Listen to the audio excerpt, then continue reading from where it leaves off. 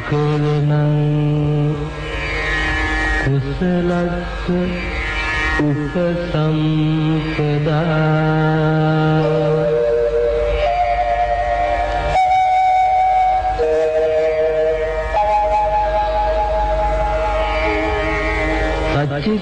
චිත්තපඤ්ඤෝ දප්පනං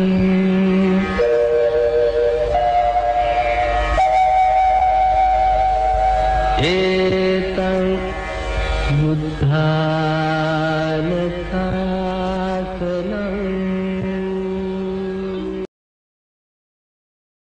සමන්ත චක්කවාලේසු गच्छन्तु देवता सद्धम्मं मुनिराजस् सुनन्तो सग्मुखदं धम्मश्रवण कालो अयं भदन्ता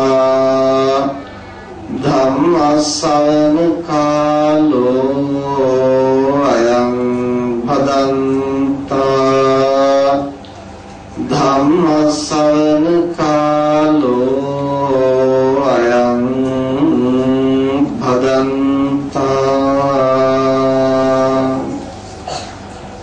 नमो तस् भगवतो अरहतो सम्मा संबुद्धस्स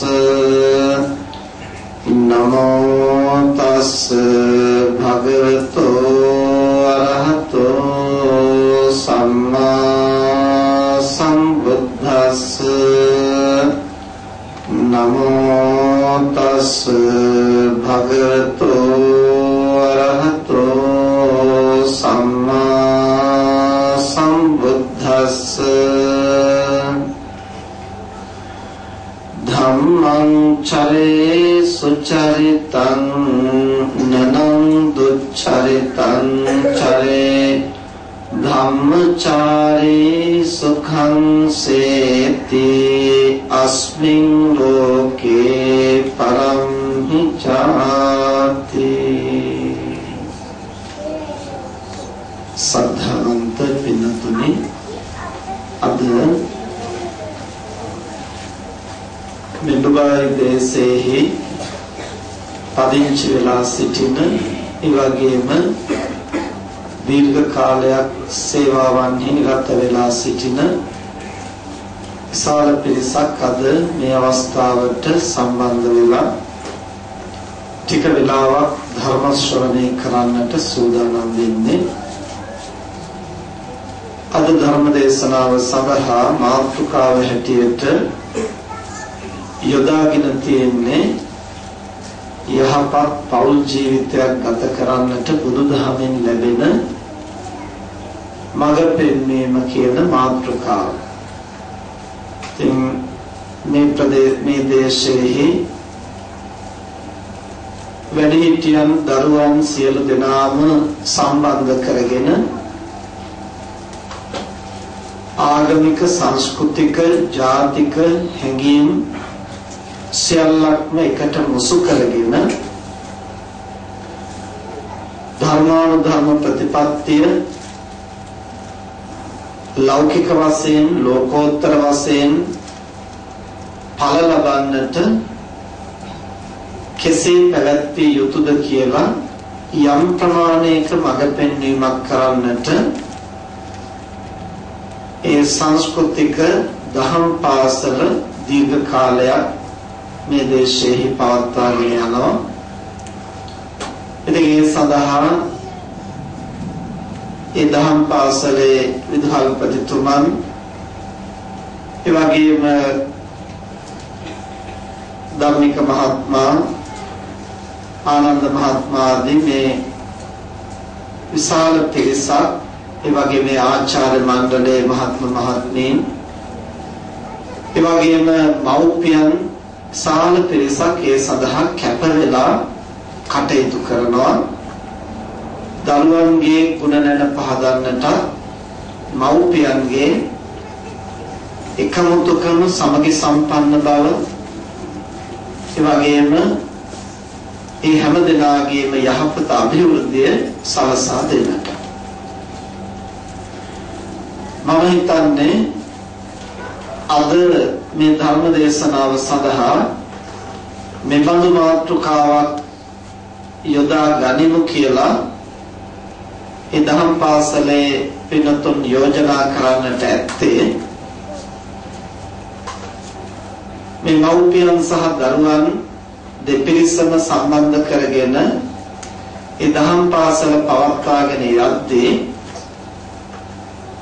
දරුවන්ගේ මනස තුල ගුණ නුවණ වඩවන්නට උත්සාහ කරද්දී මතුවෙන ගැටලු අරුබුද බොහෝම තියෙනවා.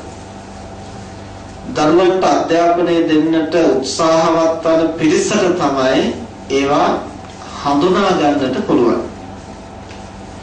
ඒ වගේම වැඩිහිටියන් එකතු කරගෙන දරුවන්ගේ අභිවෘද්ධිය සඳහා කටයුතු කරන්න උත්සාහවත් වෙන තැනදී තමයි වැඩිහිටියන් හැටියට ඒ අයගේ චින්තනය, ඒ අයගේ පැවැත්ම තුළ තියෙන යම් යම් දුර්වල තැන් වගේම සැකසිය යුතු තැන්, ඒ වගේම ආදර්ශ සම්පන්න තැන් හඳුනා ගන්නට පුළුවන්. ඉතින් මේ ටික ඔක්කොම එකට එකතු කරගෙන දුර්වල තැන් අවම කරගෙන යහපත් තැන් සංවර්ධනය කරගෙන සියලු දෙනාටම රටට, සමාජයට, ලෝකෙට, ශාසනයට වැඩදායක දරු පිරිසක් තනාගෙන සමගි සම්පන්නව පෞල් ජීවිත ගත කරමින් තමන් මේ මනුෂ්‍ය ලෝකයට පැමිණීමේ අර්ථය සාක්ෂාත් කරගන්නට මඟ පෙන්වීමක් වශයෙන් තමයි අද දවසේ ඒ වගේම ඊළඟ සිකුරාදා දිනයේ යහපත් පෞල් ජීවිතයක් පවත්වා ගන්නට බුදුදහමින් ලැබෙන මඟ පෙන්වීම කියන මේ මාතෘකාව මුල් කරගෙන ධර්ම දේශනා දෙකක් පවත්වමු කියලා අපිට යෝජනා කරලා මේ කටයුතු සැලසුම් කරගෙන තියෙනවා. ඇත්තටම ඒ යෝජනාව කරනකොටම මමත් ඒකට බොහොම සතුටින් එකඟ වුණා. දීර්ඝ කාලයක් අපේ මනසේ රැව් පිළිරැව් දෙන කාරණයක් මේක. ඒ කොහොමද මහ ජනතාවට ධර්මය දෙන්නට ගිය තැන, දහමින් පෝෂණය කරන්නට මඟ පෙන්වන්නට ගිය තැන නොයෙකුත් ගැටලු වලට මුහුණ පාන්නට සිද්ධ වෙනවා. ඒ අයගේ චින්තනය, හැදියාව මුල ඉඳලා ඒ පැත්තෙන් සකස් නොවි තිබුණා. මුල ඉඳලා ඒ අයගේ මූල බීජයන්, මේ ධර්ම පිළිබඳ මූල බීජයන් ඒ අයගේ సంతානේ රෝපණය වෙලා තිබුණොත් මේ ධර්ම තුලින් ඒවා අවදි කරලා මතු කරලා සියලු දෙනාටම යහපත සලස්වන්නට පහසුයි. දරුවෙක් හැටියට සංවර්ධනය කරද්දී මව් කුස තුල බිහි වුණාට පසුවත් ඒ වගේම ළමා වියේ තරුණ වියේදී ඒ දරුවගේ මනස කුරුවල් වුණොත් ඒ කුරුවල් වෙච්ච මනසකට දහම් දී ඉස්සලා යහපත් ඵල නෙලා ගන්නවා කියන එක පහසු කටයුත්තක් නෙවෙයි.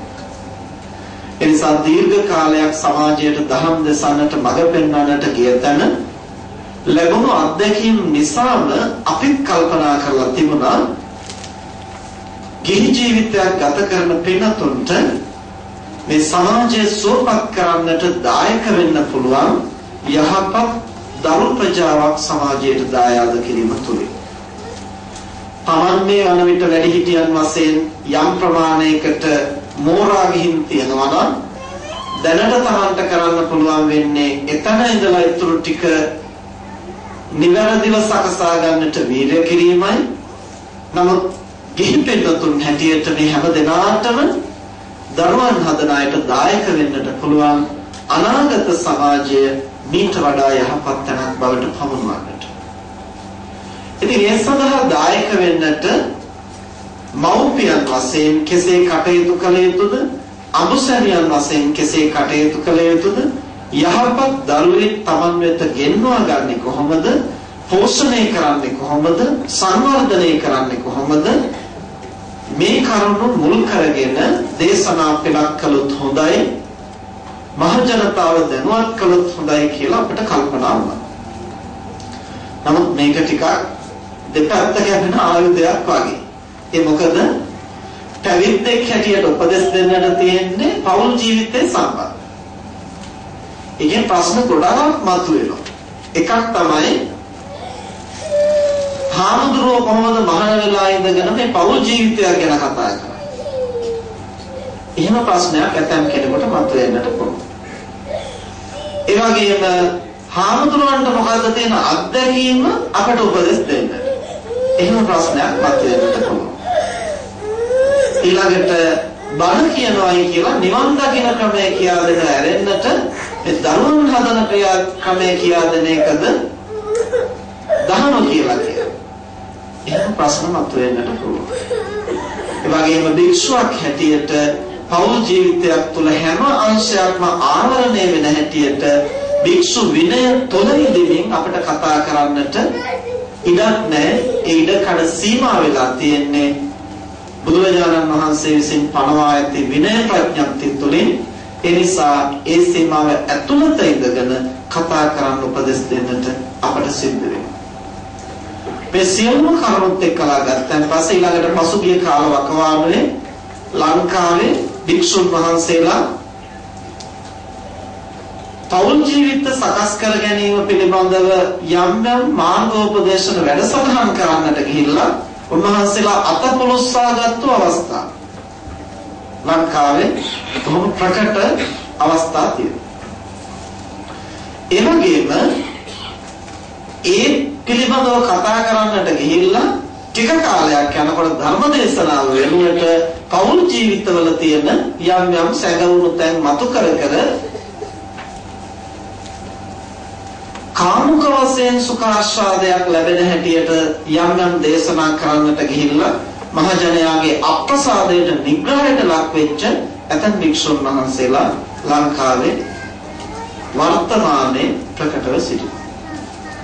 ඉතින් මේ ඔක්කොමත් එක්කලා බලනකොට සමාජයේ යහපත වෙනුවෙන් කළ යුත්තක්, නමුත් ප්‍රවේශමෙන් අතගැසිය යුත්තක්.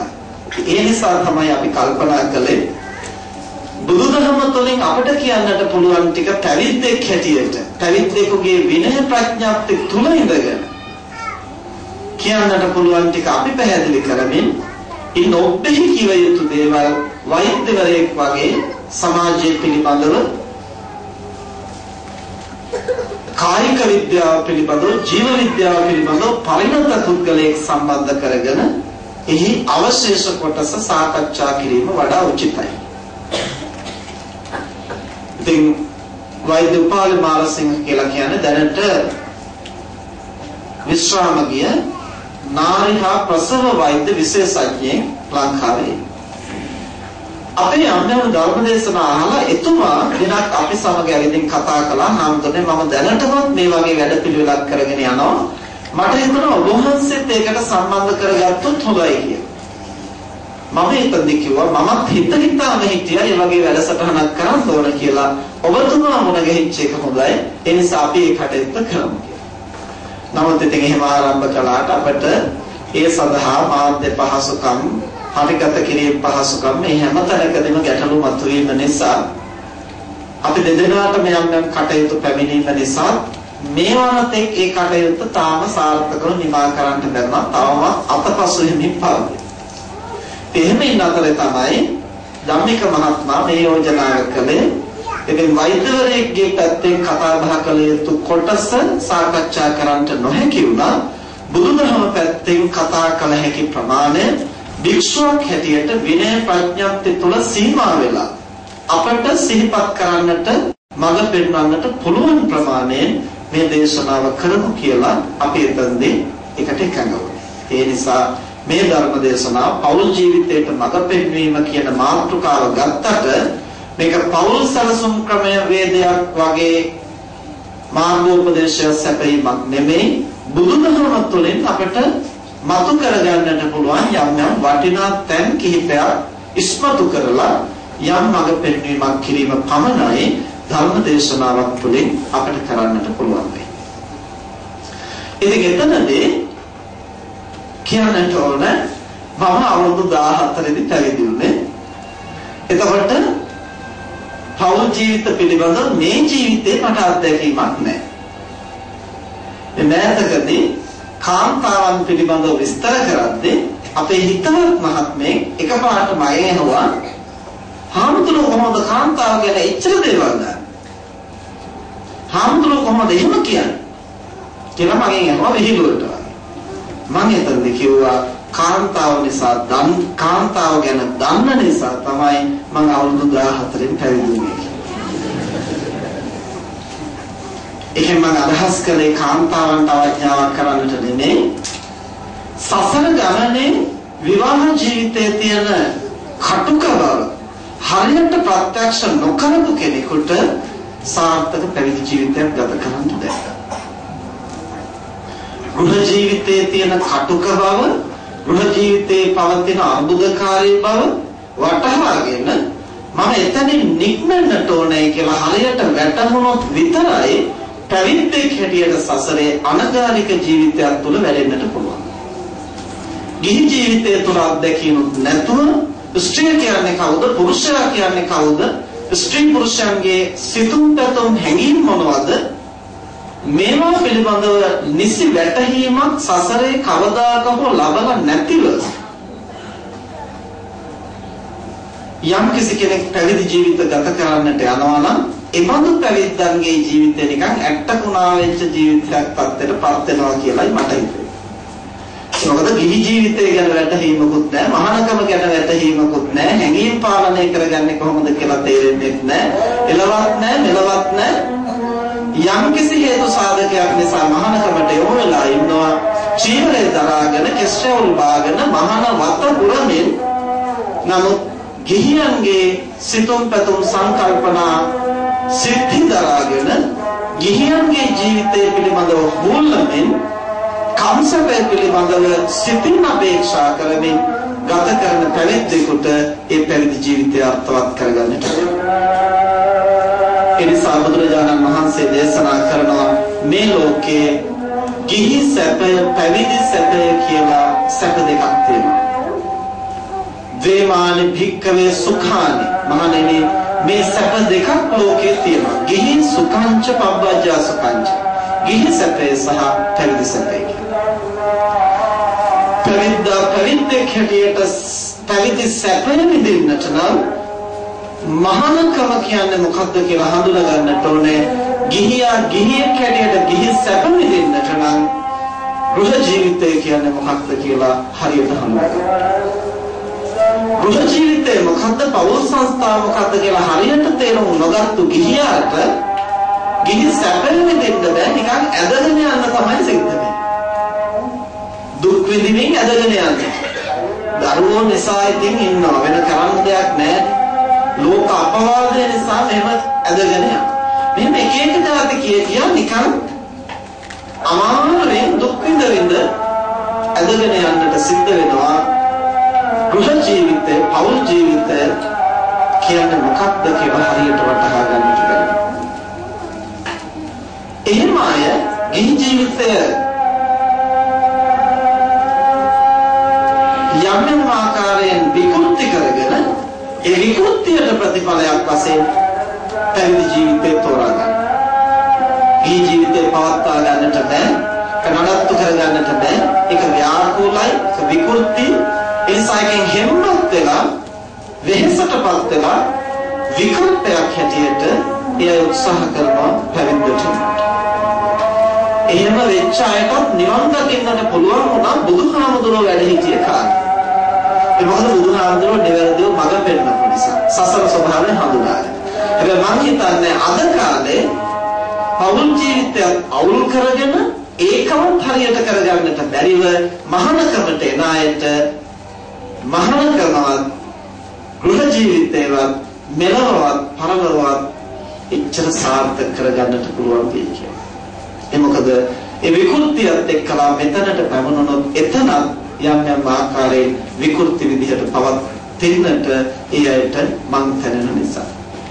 බුදුරජාණන් වහන්සේ වගේ පරචිත්ත විඥාන ඥානයෙන් සිත් දැකලා පුබ්බේ නිවාසානුස්සති ඥානෙන් පෙර භවයන් දැකලා මාර්ගෝපදේශ සපයන්නට හැකි උතුමන් අද සමාජයේ අපිට නැති නිසා.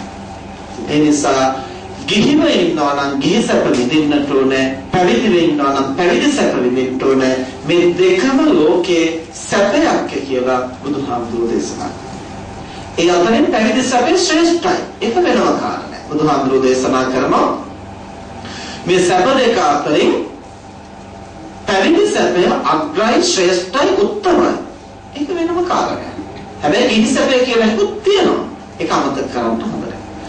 නමුත් විවාහ ජීවිත ගත කරන මුගා දෙනෙක් එක කතා බහ කරනකොට අපිට ඇහෙන්නෙම අපිට පෙනෙන්නෙම මහා දෝනාවක්. විවාහ වෙලා ඉතා සුළු කාලයක්, කෙටි කාලයක් ඔවුනොවුන් ආදරයෙන් සෙනෙහසින් බැඳී පවතින දරුවෙක් දෙන්නෙක් ලැබෙනකොට එතනින් එහාට ඒගොල්ලන්ගේ ආදරය සෙනෙහස වෙනුවට තියෙන්නේ වාද විවාද ගැටීම් හැලහැප්පිලි තරඟකාරීත්වයන් අනේකා පරයායම් නිරන්තරයෙන් කෙනෙහිලිකම් ඔවුනොවුන්ගේ සිත් රිදවීම් පලිගැනීම් යටපත් කිරීම මැඩ පැවැත්වීම අභිභවායම් මෙන්න මේ වගේ දේවල් ටිකක් තමයි අන්තිමට පෙනෙන්නට තියෙන්නේ. එතකොට ඉතින් හිතා ගන්නට වෙන්නේ ඔවුන් විවාහ වෙලා තියෙන්නේ තරුණ වියේ පවතින සරාගී හැඟීම් තෘප්තිමත් කරගන්නට පමණක් එහෙමනම් මේ විවාහ වෙන්නේ කියන සිතුවිල්ලට එන්න වෙනවා අලපදනමත් එක්ක. නමුත් විවාහය කියන්නේ එහෙම එකක් නෙමෙයි. ඇතම් කෙනා අර විදිහට සංස්කෘතිය නිසා, ඇතම් කෙනෙක් නීතිය නිසා, ඇතම් කෙනෙක් දරුවෝ නිසා ගෘහ ජීවිතයේ ඇදගෙන යනවායි කියලා මම මුලින් සඳහන් කළා. නමුත් අතීත කාලේ මව්පියෝ නීතිය රැහැනක් නැතුව දරුවන්ලොත් සමහර විට ඇතත් නැතත් සමාජ සම්මත කිසිම බන්ධනයක් බාධකයක් නැතුව ලියාපදිංචි කරන රජයේ අස්සනක් තියන්නේ නැතුව විවාහ වෙච්ච අය මරණ මොහොත දක්වා ආදරයෙන් සෙනෙහසින් ජීවත් වෙච්ච අය අපේ සමාජයේ ඕනෑතරම් ඉන්නවා. අදටත් තියෙනවා. මේ මෑතකදී ඒ වගේ පැරණි පවුල් සමහර අය ලියාපදිංචි කළා එයාගේ විවාහ. රජයේ ලැබියත්. එහෙම ලියාපදිංචියක් කියලා එකක් ඕනෙන්නේ නැහැ. මේ මෑතකදී එක මහත්මියක් අපිට යෝජනා කළා හාමුදුරනේ නරකද ඔය පොරොන්ට නැග්ගුවට පස්සේ ඔය සිංහලෝවාද සූත්‍රයේ තියෙන යුතුයකම් අයිතිවාසිකම් වගකීම් ඔය ටික පැහැදිලි කරලා දුන්නොත් ඔය පත්‍රිකාවක්වත් ගහලා හොඳ නැද්ද පොරොන්ට නැග්ග වෙලාවට ඔය ටික කියා දුන්නා මොකටද එතකොට මේ විවාහ වෙන්නේ අයිතිවාසිකම් දිනහදන්නේ එතකොට විවාහ වෙන්නේ මේ යුතුයකම් ඉටු කරවන්නේ කන්නේ ඉතින් එහෙමනම් ඊට වැඩිය හොඳයි විවාහ කරනකට වැඩිය නීතිමය වශයෙන් යම් නීතිමය සම්මුතියක් හදා ගන්නවා තමන්ගේ අයිතිවාසිකම් සුරැකෙන හැටියට. ඒ නිසා විවාහ ජීවිතය කියලා කියන්නේ නීතියට කොටු වුණු සංස්කෘතියකට කොටු වුණු සමාජ අපරාධයන්ගෙන් කොටු වුණු දරුවන්ට කොටු වුණු හිරවෙච්ච ලෙහා ගන්නට බැරි මහා මලකුඩුවක් කියන ආකාරයෙන් යම්කිසි කෙනෙක් හඳුනාගත්තොත් ඒ තැනට කවදාවත් විවාහ ජීවිතය තුළ ගිහි සැපයක් විඳින්නට පුළුවන් කමක් නැහැ. එනිසායි අපි මෙහිදී සඳහන් කළේ පැවිද්දා සැපයක් විඳිනවා නිරාමිස සෝයක් ගිහියෙක් හැටියට සාමිස සෝයක් විඳිනවා. මේ ලෝකයේ සැප දෙකක් තියෙනවා. සාමිස සැපය, නිරාමිස සැපය. පැවිද්දා විඳින්නේ නිරාමිස සැපය, ගිහියා විඳින්නේ සාමිස සැපය. මොකද සාමිස සැපය කියලා කියන්නේ? මට මේ දේවල් තියෙනවා කියලා ඉන්ද්‍රිය පිනවමින් ලබන තෘෂ්ණාව මුල් කරගත්තු සැපය. ඒකට කියනවා සාමිස සැපය. නිරාමිස සැපය කියලා කියන්නේ තෘෂ්ණාවෙන් විමුක්ත වූ අසත් ධර්ම බැහැර කරලා පාප ධර්ම බැහැර කරලා කුසල ධර්ම වඩවලා ධර්මානුධර්ම ප්‍රතිපත්තිය තුළින් ලබන තෘෂ්ණාවෙන් විමුක්ත වූ සදාතනික සැපය. ඒක නිරාමිස සුවය. අර තෘෂ්ණාව පදනම් කරගෙන භෞතික සම්පත් පදනම් කරගෙන ඉන්ද්‍රිය පිනවමින් ලබන්නේ සාමිස සෝය. බුදුරජාණන් වහන්සේ දේශනා කරනවා ගිහියෙක් නම් මේ දෙආකාර සැපය Tamanට තියෙන්නට ඕන. පැවිද්දෙක් නම් නිර්ආමිස සෝය ප්‍රමාණවත්. පැවිද්දාට සාමිස සෝය හොයන්නට වෙනසුන් නැතුවට කමක් නැහැ. මොකද පැවිද්දා ඍජුවම නැවැත්ම සඳහා විමුක්තිය සඳහා යන කෙනෙක්. ගිහියා බෞද්ධයෙක් හැටියට විමුක්තිය සඳහා තමයි යන්නේ. හැබැයි පවත්වගෙන නඩත්තු කරගෙන. ඒ නිසා බුදුරජාණන් වහන්සේ උපමාවක් දේශනා කරනවා ගිහියාගේ ජීවිතය සහ පැවිද්දාගේ ජීවිතය. දෙන්නාම යන්නේ එකම ගමන විමුක්තිය සඳහා. හැබැයි ගිහියා යන්නේ මොනරෙක් වගේ ගමනක්, පැවිද්දා යන්නේ හංසෙක් වගේ ගමනක්. මොනරා කියලා කියන්නේ බොහොම ආඩම්බර සතෙක්. උට ලස්සන පිල් කලබක් තියෙනවා. ඒක ලස්සනයි වගේම හැබැයි බරයි ටික. ඒ නිසා වේගයෙන් පියාඹන්න බෑ. හුඟක් ඉහළින් පියාඹන්න බෑ. ටික දුරක් පියාඹලා කොතනක හරි නවතිනවා. එහෙම නැවතිලා ඉතින් පිල් හැරිලාද පිල් කැඩිලාද කියලා බලලා ආයෙ ටිකක් නටනවා ආයෙ ටිකක් දඟලලා ආයෙ පියාඹන. ඉතින් මෙහෙම යනකොට ගමන බොහොම දුරයි. කාලේ ගත වෙනවා. හැබැයි යන්නේ අදාළ ගමන තමයි. නමුත් කල් ගත වෙනවා. හැඩරුව බලමින් මේක ආරක්ෂා කරගෙන රැකගෙන නඩත්තු කරගෙන යන්නටත් ඕනේ. වගේම බර වැඩි. හංසයට එහෙම විචිත්‍ර බවක් නැහැ. තනි සුදු වර්ණේ. ඌට එහෙම බර වලිගෙකුත් නැහැ.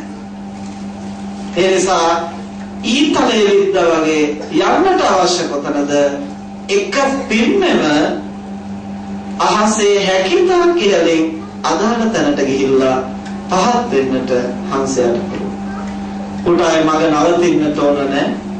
හැඩ බලන්නට ඕන නැහැ. රකින්නට පිල් කලබක් නැහැ.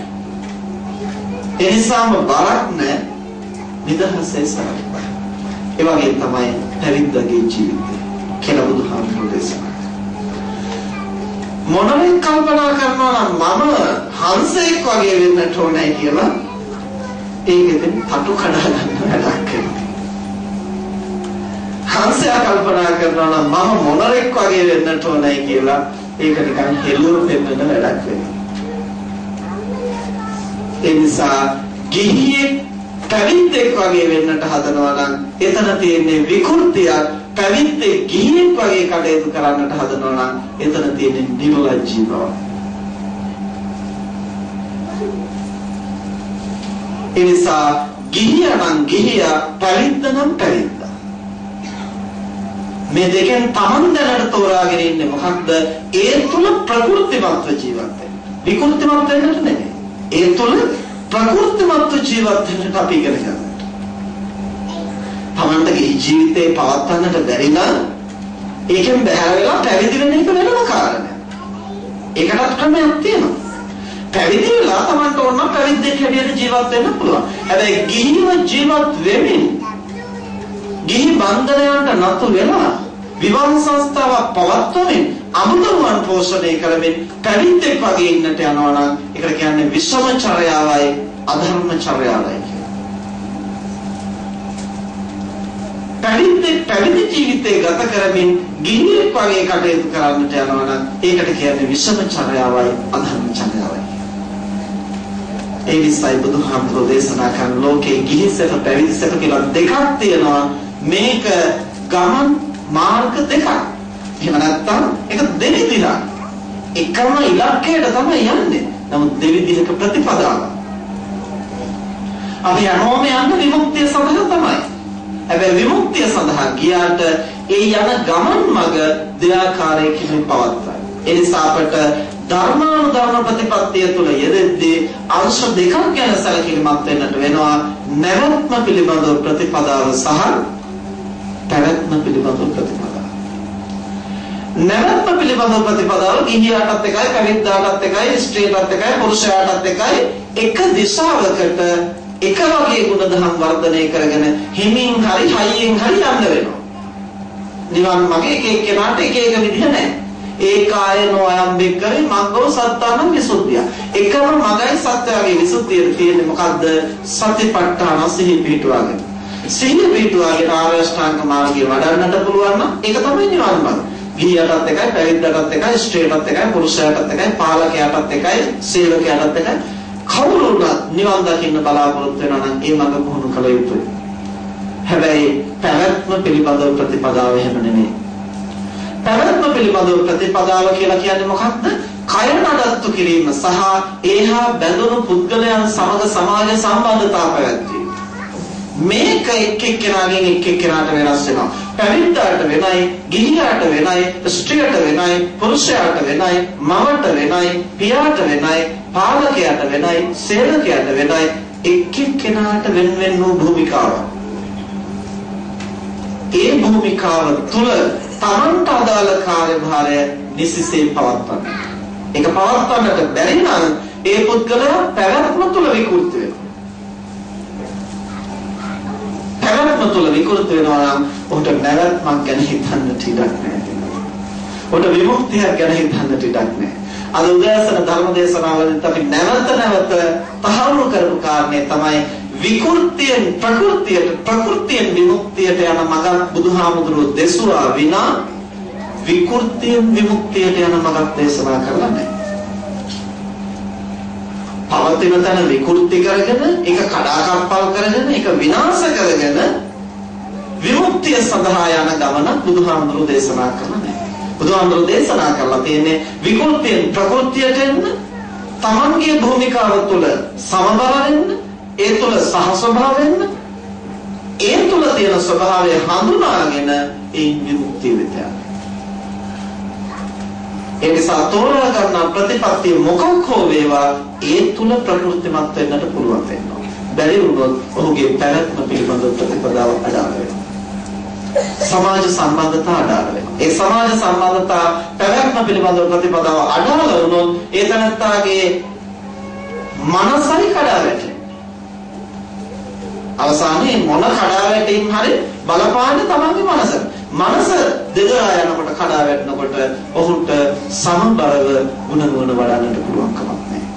ඒ නිසා මජ්ක්‍ධිමා පටිපදා සමචරය කියන නම් වලින් බුදුරජාණන් වහන්සේ මේ ධම්මග හඳුන්වන්නේ නැවැත්ම සහ පැවැත්ම පිළිබඳව සමබරව දකිමින් දෙපයින්ම යා යුතු ගමනක් නිසා. තනියෙන් දෙන්නුවන්නට බෑ. නැවැත්ම ගැන නොසිතා පැවැත්ම ගැන හිතන්නට ගියොත් ඒ තැනත්තා මේ කාමයන් තුල ගිලිලා විනාශ වෙනවා. කාමසුකල්ලිකාන යෝගය තුල විනාශ වෙනවා. පැවැත්ම ගැන නොහිතා නැවැත්ම ගැන හිතන්නට ගියොත් කය නඩත්තු කිරීම ගැන, කය අවශ්‍යතාවයන් පිළිබඳව, අසුරු කරන පුද්ගලයන් ගැන, ජීවිතේ පවත්වන්නට අත්‍යවශ්‍ය සාධක ගැන මේ මොකුත් ගැන තකන්නේ නැහැ.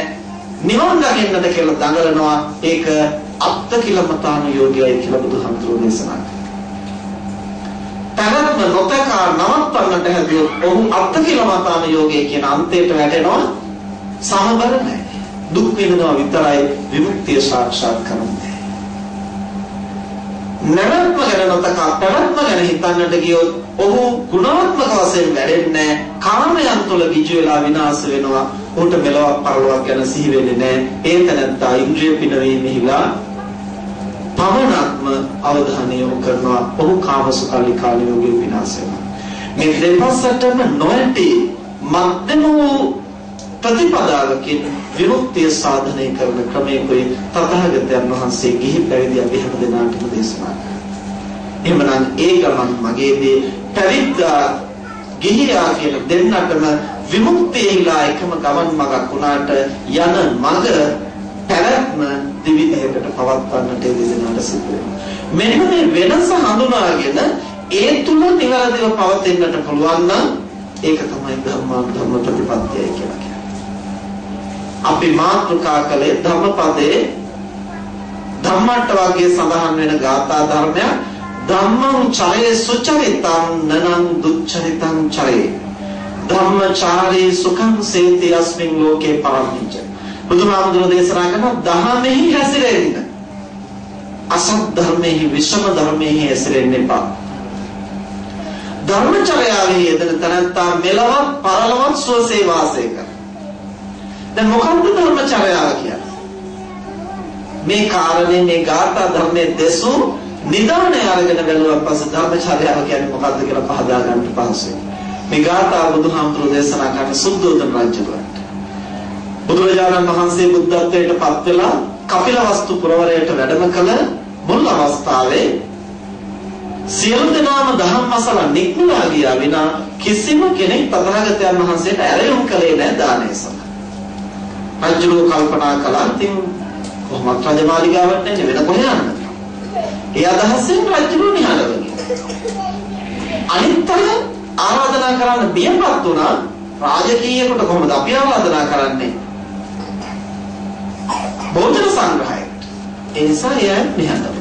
අන්තිමට කාගේවත් ඇරයුමක් නැහැ. තථාගතයන් වහන්සේ පසුදින උදෑසන භික්ෂුන් වහන්සේලා සමග මහා මඟට වැඩම කරලා ගියක් ගානේ පිණුසිඟා වැඩි. මේක දැකපු මිනිස්සු දුවගෙන ගිහිල්ලා අමාත්‍යවරුන්ට කිව්වා. අමාත්‍යවරු ගිහිල්ලා රජුලන්ට කිව්වා මහරජතුමනි ඔබේ පුතා මහා මඟ හිඟා කනවා. රජුව සිහිසුන් නැතුව දුවගෙන ආවා. ඇවිදින් වැඳ වැටිලා කිව්වා ස්වාමීනි ඇයි මේ විදිහට අපට අපවාද කරන්නේ?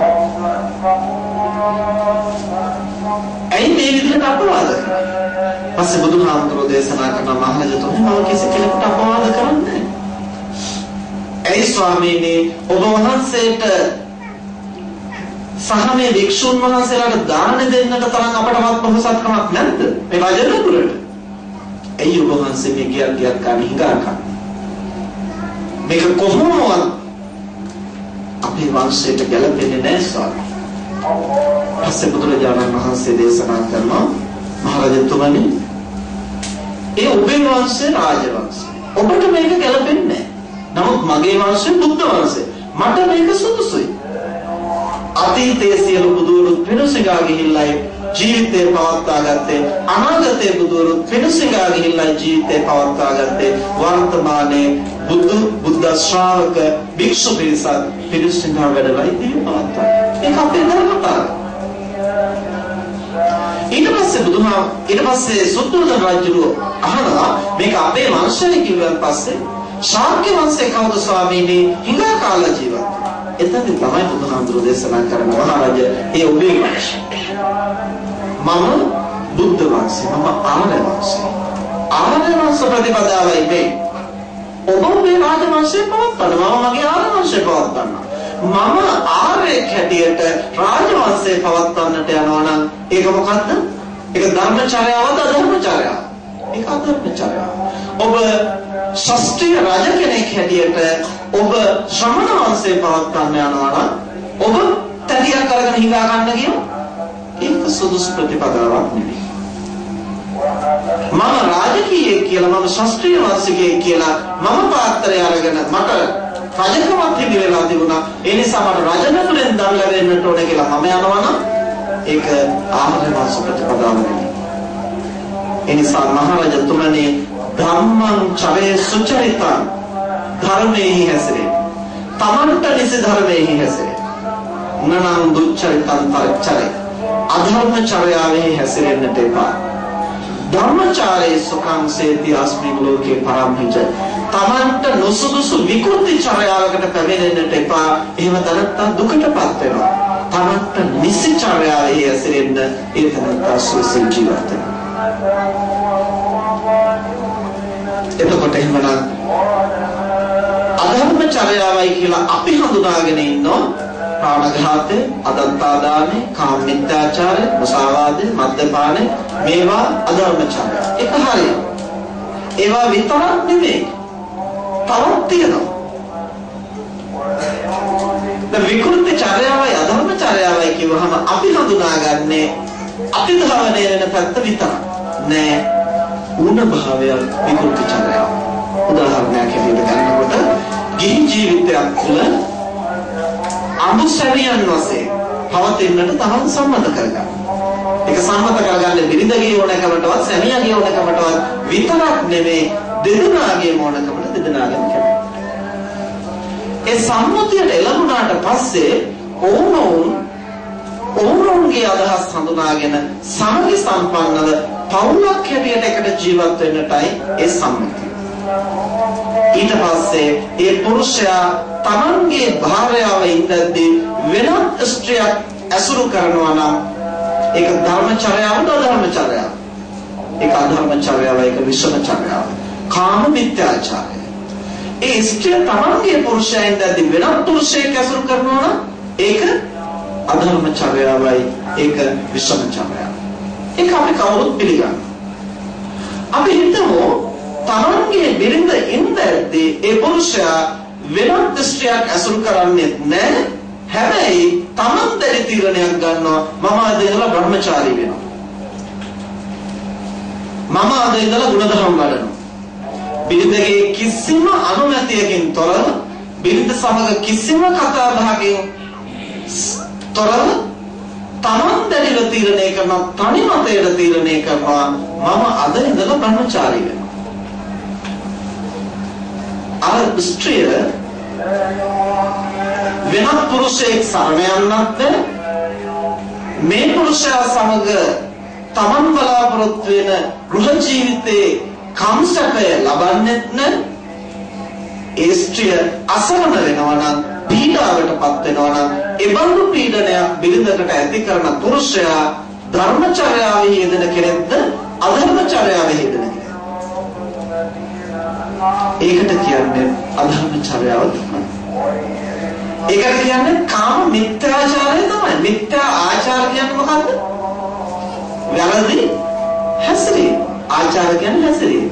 මිත්‍යාචාර කියන්නේ වැරදි හැසිරීම. එහෙමනම් අතිධාවනයේ පමණක් නෙවෙයි ඌණ භාවය තුල විකෘතියක් ඇති වෙනවා. එතන පෞල් සංස්ථාව තුළ, පෞල් ජීවිතය තුළ සමචර්යාවක් නෙවෙයි විෂමචර්යාවක් ඇති වෙන්නේ. සදාචාරයක් නෙවෙයි මිත්‍යාචාරයක් එතන නිර්මාණය වෙනවා. ඒ වගේම පුරුෂයා ඒ කිසිම හැහිල්ලක් බැලෙල්ලක් නැතුව ස්ත්‍රිය තීරණය කරනවා මම අද ඉඳලා බ්‍රහ්මචාරී වෙනවා. කාන්තාව කල්පනා කරනවා. පුරුෂයාට තමන්ගේ සදාචාර සම්පන්න බව නිසා වෙනත් ස්ත්‍රියක් සොයාගෙන යන්නටත් බැහැ. පෞල් සංස්ථාව තුළ ලැබිය යුතු තෘප්තිය සහනය ඔහු ලබන්නේ නැහැ. විවාහ සංස්ථාව තුළ තමන්ගේ පුරුෂයා ඒ ආකාරයෙන් පීඩනයට, අසහනයට පමුණවනවා නම් ඒ බිරිඳගේ චර්යාව ධර්මචර්යාවක් වෙන්නේ නැහැ. ඒක විෂමචර්යාවයි, ඒක මිත්‍යාචාරයයි කියලා හඳුන්වන්නට සිද්ධ වෙනවා. එතකොට කෙනෙක් හිතන්න පුළුවන් ඉතින් එතකොට ගැළවීමක් නැහැ. ගලව ගන්නට ඕන නම් කඩා බිඳගෙන හරියන්නේ නැහැ. දැන් මෑතකදී අපේ පන්සලේ මම තමයි හැමදාම හවසට ධර්ම සාකච්ඡාව කරන්නේ. හොඳ පැනයක් අහලා තිබුණා. හාමුදුරුවනේ බුදුදහමෙන් උපදෙස් දෙන්නේ ඇලීම් දුරු කරන්නට. දැනට අපි ඇලිලා ඉන්නවනම්, දැනට අපි බැඳිලා ඉන්නවනම් විවාහ සංස්ථාව තුළ මොකක්ද අපි කළ යුත්තේ? තාම වැදගත් ප්‍රශ්නයක්. මම කිව්වා බුදුදහම තුළ ලෙහන්නට, ඇලීම් දුරු කරන්නට තමයි මඟ කියන්නේ. හැබැයි දැනට ඇලිලා ඉන්නවනම් කඩන්නට නෙවෙයි කියන්නේ, ලෙහන්නටයි. ලෙහන්නට ඕන නම් මොකද්ද කරන්න ඕන? විකෘති කරලා බෑ. බොහෝම ප්‍රවේශමෙන් ෆොටෝල් ටික ආපස්සට ගන්නට ඕන. ෆොටෝල් ටික ආපස්සට ගන්න කලබල වෙලා දෙපැත්තට ඇදලා හරියන්නේ නැහැ. දෙපැත්තට අදින්න මොකද වෙන්නේ? හිරදලා කැඩිලා. මට මතකයි අපි පුංචි කාලේ කෙස් ගහක් අරගෙන ගැටයක් ගහනවා. ගැටේ කෙස් ගහක්, දිග කෙස් ගහක් අරගෙන ගැටයක් ගහන්න, ගැටේ කොතනද කියලාවත් හොයන්න බෑ. ඉතමන් සියුම්. හැබැයි එතන නැර්මක් හැදෙනවා. පැහැදිලි නැර්මක් හැදෙනවා. ඒකෙන් තමයි මෙතන ගැටයක් තියෙනවා කියලා හොයාගන්න පුළුවන්. අල්ලලා බැලුවොත් හරියට. කෙස් ගහේ ගැටේ ලෙහන්න පුළුවන් කාටද කියලා අපි පුංචි කාලේ කෙස් ගස් අරගෙන ගැට ගහලා දෙනවා. හුඟක් දෙනෙකුට මේක කරගන්නට අමාරුයි. කෙස් ගහේ ගැටේ ලෙහන්න එක ක්‍රමයක් තියෙනවා. පොඩ්ඩක් එහාට ඇදුනොත් හරියටම ගැටේ ළඟින් කඩනවා. හරියටම එතනින් කැඩෙනවා. පොඩ්ඩක් එහාට ඇදිච්ච එක. මොකද කෙස් ගහ ඉතර හයිය නැහැ. හැබැයි කෙස් ගහේ ගැටේ දෙන්න පුළුවන්. කොහොමද ගැටේ දෙන්නේ? මේ අල්ල හරහට මෙතනින් කැපිලා වගේ ගිහින් තියෙන රේඛාව තියෙනවා. අන්නේ රේඛාවට හිටින හැටියට කෙස් ගහේ ගැටේ තියෙනවා. තියලා මේ අතෙන් හිමින් සැරේ මොකකට හරි මෙහෙම තට්ටු කරනවා. තාම හිමින් සැරේ. ඉතින් හිමින් සැරේ කම්පණය වෙන්න කෙස් ගහ හිමින් සැරේ අර ගැටේ බුරුල් වෙනවා. බුරුල් වෙලා තරම කෑත් වෙනවා. සම්පූර්ණ දෙන්නේ පැහැදිලිව පේන සිතුරක් හැදෙන තෙක් ඈත් වෙනවා. ඊට පස්සේ පුළුවන් පරිස්සමෙන් කොටවල් දෙක දෙපැත්තට දාන්න. එහෙම කළොත් ගැටේට යන්න පුළුවන්. හැබැයි ඇද්ද අනිවාර්යෙන්ම කැඩෙනවා. එනිසා බුදුදහමේ ලෙහන්නට තමයි කියන්නේ. හැබැයි ඇදලා කැඩුවොත් ආයෙ ලෙහන්න දෙයක් ඉතුරු වෙන්නේ නැහැ. සසරටම වෛරක්කාරයෙක් හදාගෙන පස්සෙන් යන්නට පුළුවන්. විවාහ සංස්ථාව තුළ ඉතා ප්‍රවේශම් වේද්ද පින්නතුනේ රාගික බන්ධනයත් එක්කලා වෛරයක් ගොඩ නැගුණොත් සසරම ඉතින් දෙයියන්ගේ පිටයි. මොකද තෘෂ්ණාවෙන් පස්සෙන් යනවා වගේ නෙවෙයි, ද්වේෂයෙන් පස්සෙන් එන්න පටන් ගත්තොත් ආයේ ගැලවීමක් නැහැ. වෛරයත් එක්ක පස්සෙන් එන්න පටන් ගත්තොත් ගැලවීමක් නැහැ. ඊළඟ භවයේ පළමු දුටු මාත්‍රයෙන් එකතු වෙලා ඔවුනොන් වනසාගෙන කාකොටාගෙන නැවතත් වෛරය තහවුරු කරගෙන මැරිලා යනවා. ඊළඟ ආත්මෙ දුටු සැනින් එකතු වෙනවා. අම්මා තාත්තා කොච්චර විරුද්ධ වුණා, කේන්දර කොච්චර නොගැලපුණා, කාටවත් තලක් ගන්න බෑ. එකතු වෙනවා. එයි අර වෛරය සහ ඒ කර්ම ශක්තිය. එනිසා ඇලීමෙන් තෘෂ්ණාවෙන් රාගයෙන් බන්ධනය වෙලා පුද්ගලයන් පසුපස එන්නා සේම තමයි වෛරයෙන් ක්‍රෝධයෙන් ද්වේෂයෙන් පුද්ගලයන් පසුපස එන්නේ. දේවදත්ත හාමුදුරු බුදුහාමුදුරු පස්සෙන් ආවේ ආදරයට නෙමෙයි. නමුත් කොච්චර උත්සාහ කළත් ගලවන්නට බැරි විදිහට පස්සෙන් ආව හැම භවයකම. ඒ මොකක්ද තුලින්? ද්වේෂය. වෛරය. රාගය නිසා යම් කෙනෙක් වෛරී වුණොත් බරපතල විදිහට බන්ධනය වෙනවා, ලෙහන්න පහසු නැහැ. නිසා මෙලොව විතරක් නෙමෙයි සසරම අගාධයට හෙලා ගන්නවද?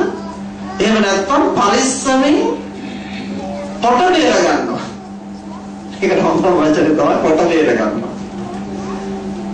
පොට බේරගත්තොත් ලෙහා ගන්න හැකියි. ඇත්ත කඩගන්න. කඩකප්පල් දුනොත් එතන විකෘතිය විනාශය. පොට බේරගත්තොත් පරිස්සමින් ලෙහා ගන්න පුළුවන්. ඒ නිසා බුදුදහම තුළ කියන්නේ ලෙහන්නට තමයි. හැබැයි ඒක පරිස්සමින් කරන්න. ඉතින් මම හිතන්නේ තවත් පැහැදිලි කරලා දුන්නා. ඉතින් විවාහය විතරක්ද බන්ධනය කියන්නේ?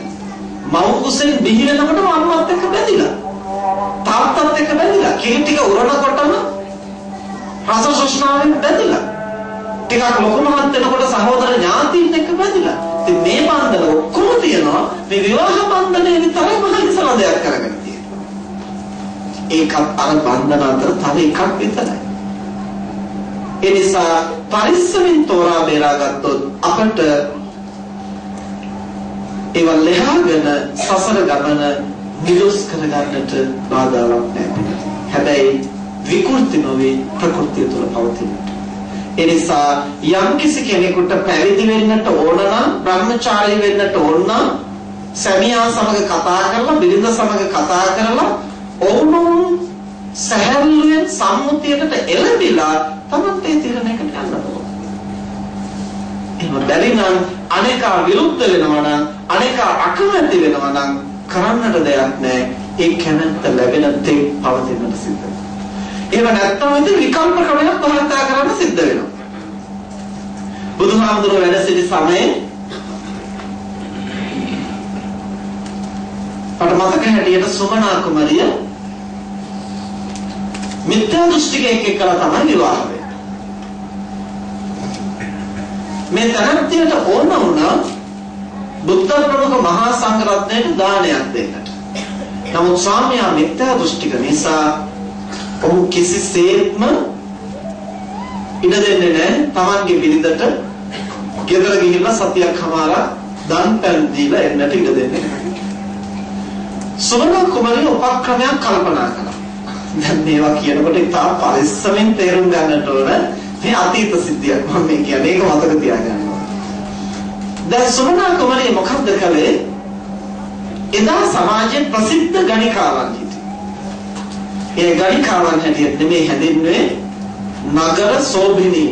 නගර සෝභිනී කියලා කියන්නේ නගරය ශෝභාමත් කරන රාජුගේ අනුග්‍රහය ලබන පඩි ලබන සූසක කලාවෙහිම ප්‍රවීණත්වය ලබපු ඉතාම රෝමත් කාන්තාවන් ධනවත් පුද්ගලයින්ට එබඳු අය සමග ඇසුර පවත්වන්නට බාධාවක් නැහැ. රාජ්‍ය නියමයෙන් ඒ සඳහා ඉඩ සලසලා තිබුණා.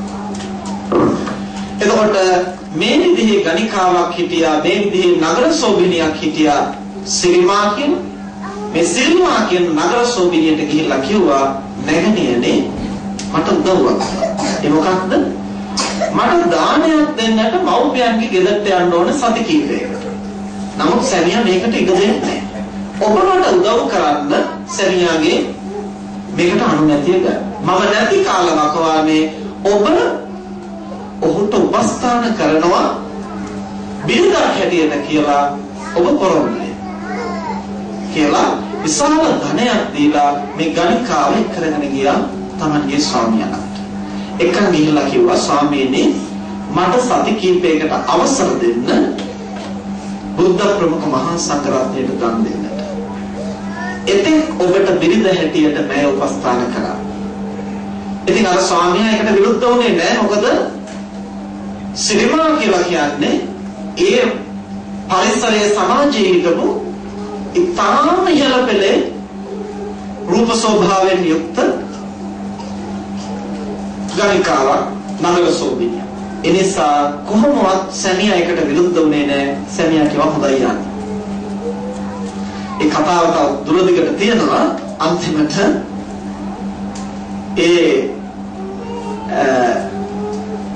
සුමනා කුමරිය තමන්ගේ අතින්ම අසේවකින්ට කියලා නෙවෙයි තමන්ගේ අතින්ම බත් ව්‍යංජන හදලා කැවුම් උයලා ඔක්කොම තමන් අතින්ම කරමින් බුද්ධ ප්‍රමුඛ මහා සංඝරත්නයට දෙනකොට අර සිටුවරයට කල්පනා වුණා මිත්‍යා දෘෂ්ටික මනුස්සයන කල්පනා වුණා මොකද්ද මේ මෙච්චර මේ මට මේ කාන්තාවක් පවර්ලා දීලා ගිහිල්ලා මේ කාන්තාව මේ බිරිඳ මොකද්ද මේ කරන්නේ කියලා පොඩ්ඩක් බලන්න යන්න ඕන කියලා අර නගර සෝභිනියත් එක්ක ගියා. ඉතින් බලනකොට දැලි කුණු තවරගෙන දාලිය පෙරාගෙන ලිපලඟ ඉඳගෙන උයනවා පිහිනවා දන් දෙනවා. අයියෝ මේ රජ සැප විඳින්න තියෙද්දි මේ කුණු ගොඩක ලගිනවනේ කරුණේක මහත කියලා මේ මාසෙ පැත්තකට වෙලා සෙනහ පහල කරා. සුමනා කුමාරිය හැරිලා බලනකොට තමන්ගේ සැමියා සිනාසෙනව දැක්කා. දැකලා එයාත් සිනාසුණා. සිනාසෙනකොට දැන් නගර සෝභිනියනේ බිරිඳ හැටියට ඉන්නේ. ඇයට අමතක වුණා මේ මොහුගේ බිරිඳයි කියන්නේ. මේ ඇයගේ සැමියායි කියන එක අමතක වුණා පොඩි කාලෙට. පස්සේ සිරිමා කල්පනා කරනවා මගේ මිනිහත් එක්කලා මේ ගැන මොකටද hina වෙන්නේ කියලා අර තිබිච්ච තෙල් තාච්චියෙන් හැන්දක් අරගෙන උණු තෙල් වැක් කරුවා සුමනාගේ ඔළුවට. වකරනකොට මේ අදිෂ්ඨානයක් කළා ඇය කෙරෙහි මම කෙසේවත් වෛර කරන්නේ නැහැ. ඇයි මට මේ දාණය දෙන්නට අවස්ථාව සලස්වා දුන්නේ ඇයයි. ඒ නිසා මගේ මනසේ අල්ප මාත්‍රයකවත් වෛරයක් ඇය කෙරෙහි නැහැ. ඒ සත්‍ය නම් මේ දැවෙන තෙල් වලින් මගේ ගත නොදැවේවා කියලා අදිෂ්ඨාන කළා. දිය බිඳක් හිසේ සිට වැක්කලාසේ සිසිල් වෙලා ඒ තෙල් ටික පහළට හැරුණා.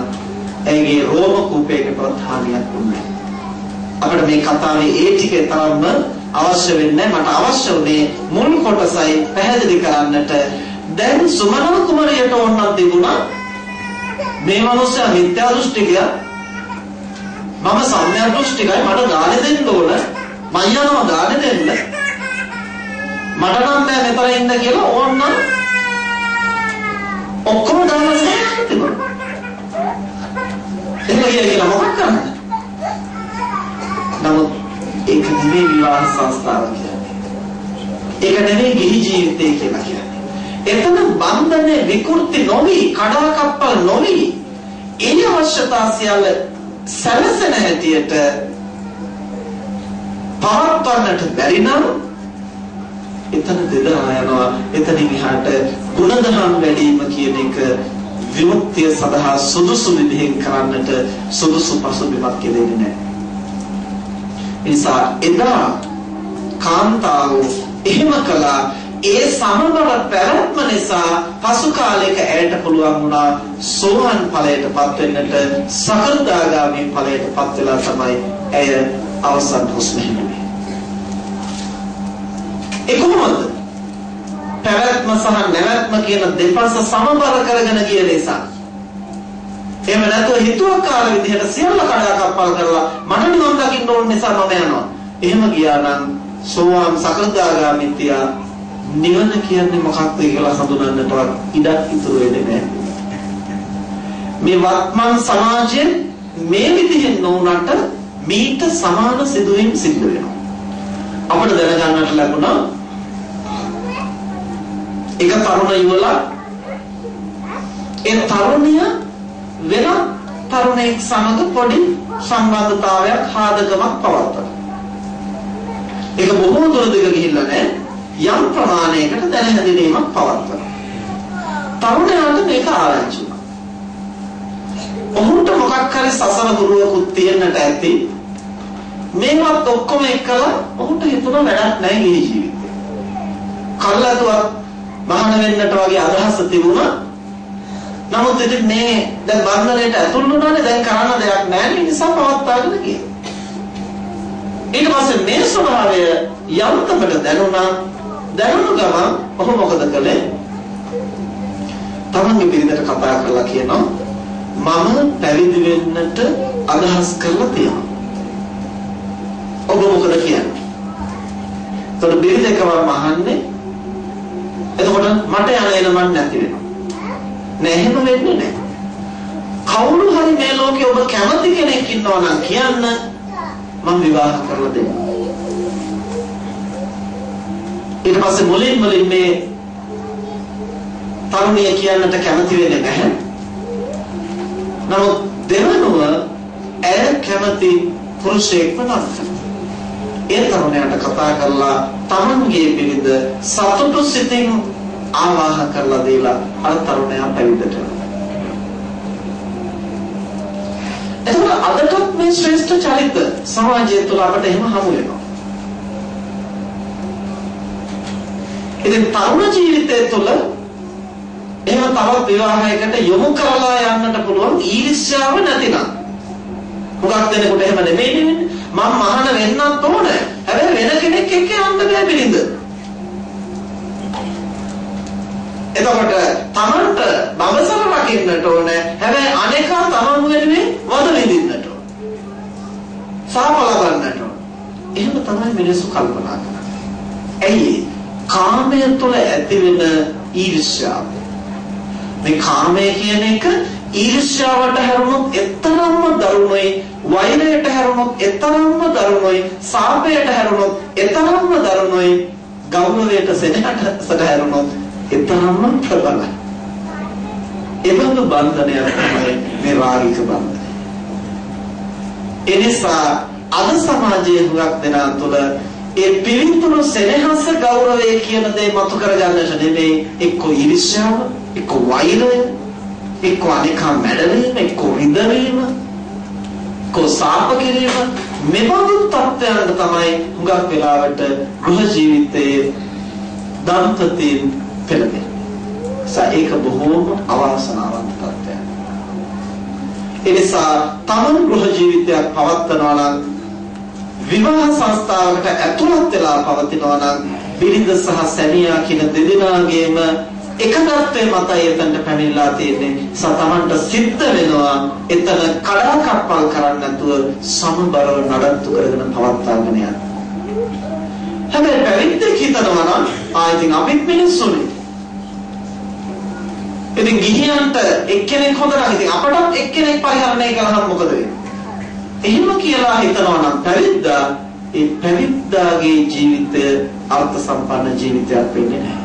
අපිත් මනුෂ්‍යයෝ අපටත් මානව හිමිකම් තියෙනවා. අපටත් මානව අයිතිවාසිකම් තියෙනවා. කාටද නඩු දාන්න පුළුවන්?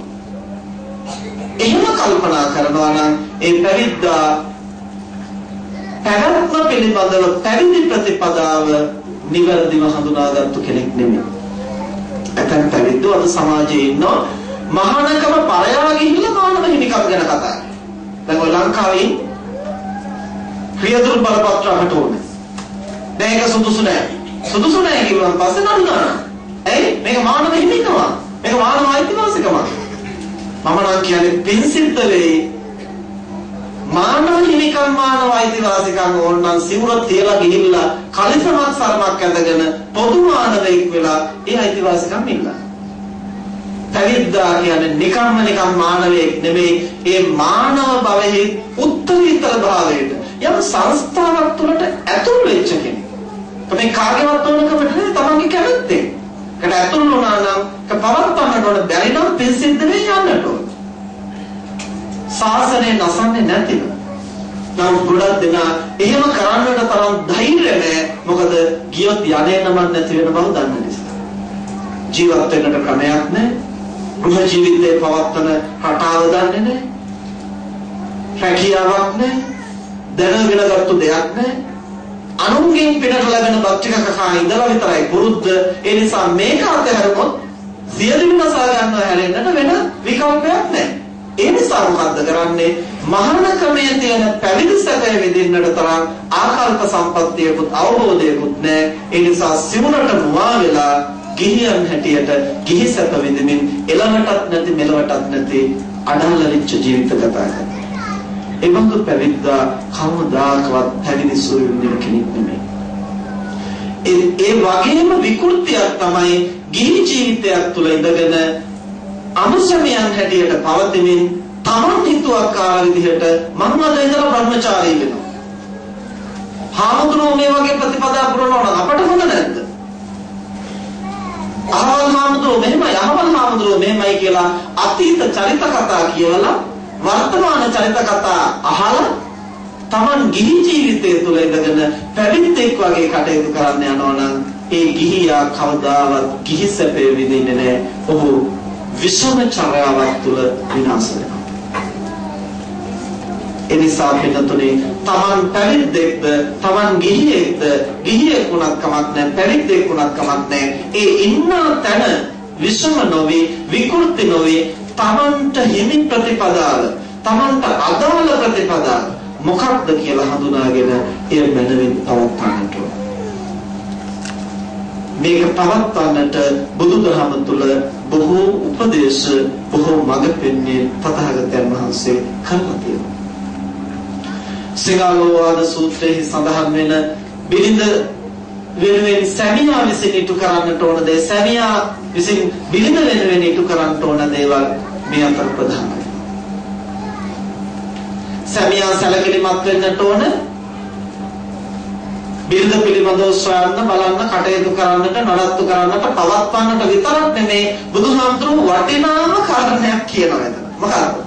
විටින් විට ස්ත්‍රී අලංකාර ආදිය ගෙනවිත් දීලා සංග්‍රහ කරනවා. මොනවද ස්ත්‍රී අලංකාර කියලා කියන්නේ? මාල, වලලු, මුතු කරාබු. ඊළඟට ස්ත්‍රී සතුට වෙන පොඩි ටොපි චොකලට් මොනවා හරි. ඒ කිසිම වැදගත්කමක් නැති වුණත් ඕවා තුලින් තමයි බන්ධනය පවත්වාගෙන යන්නට පුළුවන් වෙන්නේ නඩත්තු කරගන්නට පුළුවන්. ඒවා විශේෂ වැදගත්කමක් තියෙනවා. උපන්දිනේ දවසේ උපන්දිනේ අමතක වුණා කිව්වොත් එහෙම ඕකම ඇති පවුල් ජීවිතේ දෙදරයි. විවාහ වෙච්ච දවස අමතක වුණා කිව්වොත් ඕකම ඇති සියල්ල කන පිට යන්නේ. එතකොට මේකේ පොඩි දේවල් මත එතන එකයි මගේ එතන තියෙන සාවිසසබයක් තෘෂ්ණා මූලික. ඒ තෘෂ්ණා මූලික වෙනකොට හැම තිස්සෙම අපේක්ෂා කරන අනේකා තමන් ගැන උනන්දු වෙයි. අනේකා තමන් ගැන සැලකිලිමත් වෙයි. අනේකා තමන් ගැන හොයයි. ඒ උනන්දු වෙනවා කියන්නේ මේ මහා මෙරක් ගෙනත් දෙන්නට නෙමෙයි. නිකන් වචනකින් පොඩි සිනහවකින් තොපියකින් අර සර්වපිත්තර මොනවා හරි කණේ කරේ එල්ලන ටිකකින් එතරම් පොඩි දෙයකින් උනත් ඇති අවශ්‍ය වෙන්නේ ඇගීමට ලක් වෙනවා කියන එක විතරයි. දැන් පොඩි දරුවන්ගේ අධ්‍යාපන කටයුතු වර්ධනය කරද්දී ඒ දිරිමත් කරද්දී මොකද්ද කරන්නේ? ගුරුවරු ගන්න හොඳ ලොකු හරියක් දෙනවා. හැන ටිකක් වැඩිපුර අදින එක විතරයි. නමුත් දරුවන්ට ඒක මහා මෙරක් වගේ. හොඳයි, ඉතා හොඳයි, බොහොම හොඳයි. ඒක දරුවන්ට මහා මෙරක් වගේ. ඒක ඇති දෙයක් නෑ.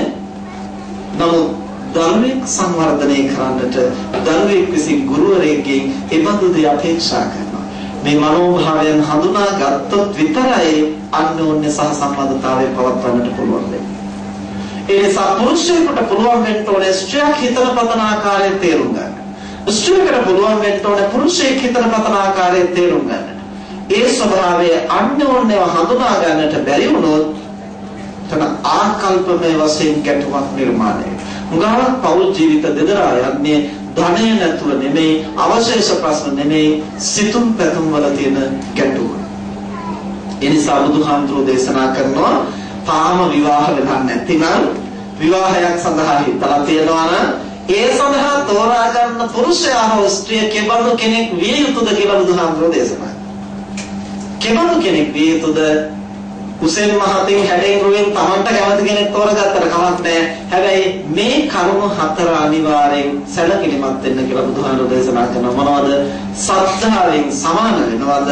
සීලෙන් සමාන වෙනවද? ත්‍යාගයෙන් සමාන වෙනවද? ප්‍රඥාවෙන් සමාන වෙනවද? තාම විවාහ වෙලා නැත්නම් විතර. විවාහ වෙලා නැත්නම් කරන්න දෙයක් නැහැ. තියෙන එක නඩත්තු කරගන්න බැරි. තාම විවාහ වෙලා නැත්නම් සිතා බලන්නට ඕන මම සොයාගන්නා සහකාරය හෝ සහකාරිය සද්ධාවෙන් සැසඳෙනවද? මොකද්ද සද්ධා කියලා කියන්නේ? විශ්වාසය.